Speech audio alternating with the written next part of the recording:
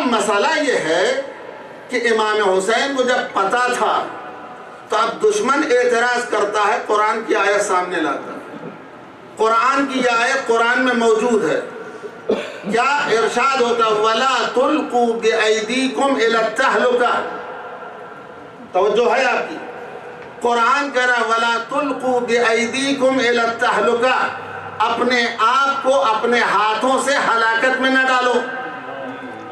اگر امام حسین کو پتا تھا تو امام حسین اس کا مطلب جان بوجھ کر کے میدان کربلا میں آئے قتل ہونے کے لیے، تو اگر جان بوجھ کے آئے تو یہ ہلاکت ہوئی، یہ دشمن اعتراض کرتا ہے۔ اب ہم پھنس گئے، شیعہ پھنس جائیں گے۔ اگر ہم کہتے ہیں کہ نہیں معلوم تھا تب بھی ہم گرفتار، لاجواب۔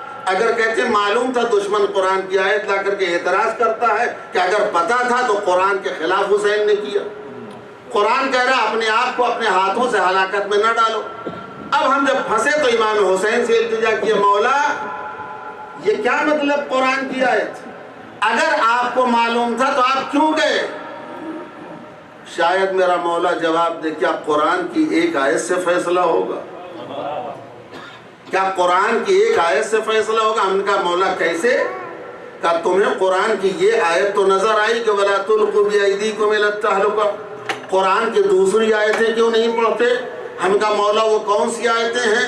کہا قرآن میں ہے کہ نہیں وَلَا تَحْسَبَنَّ الَّذِينَ قُتِلُوا فِي سَبِيلِ اللَّهِ أَمْوَاتًا بَلْ أَحْيَاءٌ عِندَ رَبِّهِمْ يُرْزَقُونَ، خبردار جو لوگ اللہ کی راہ میں قتل کر دیے گئے انہیں مردہ تصور بھی نہ کرنا،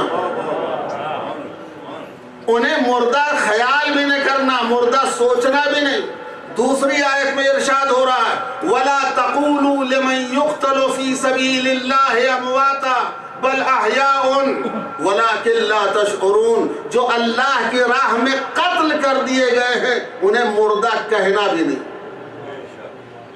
یہ دو آیتیں ہیں، ایک آیت کہہ رہی کہ جو اللہ کی راہ میں قتل کیا گیا اسے مردہ سمجھو نہیں، دوسری آیت کہہ رہی جو اللہ کی راہ میں قتل کیا گیا اسے مردہ کہنا نہیں۔ یہ دو آیت کی کیا ضرورت ہے؟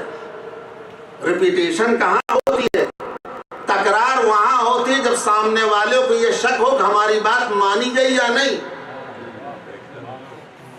تکرار وہاں ہوتی ہے کہ جب سامنے والے کو یہ شک ہو کہ ہماری بات مانی گئی یا نہیں مانی گئی تو تکرار کرتا ہے۔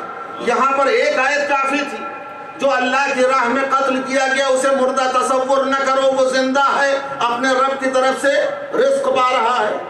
تو ایک آیت کیوں آئی؟